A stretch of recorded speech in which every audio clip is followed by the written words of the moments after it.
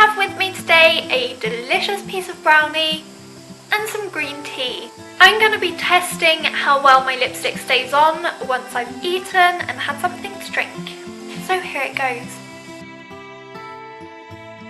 At the top you can see what the lipstick looked like before I'd eaten, and at the bottom what it looks like after I've eaten. There isn't too big a difference between the two shots, but it definitely shows more on my glass, and so the lipstick has clearly come off quite a bit.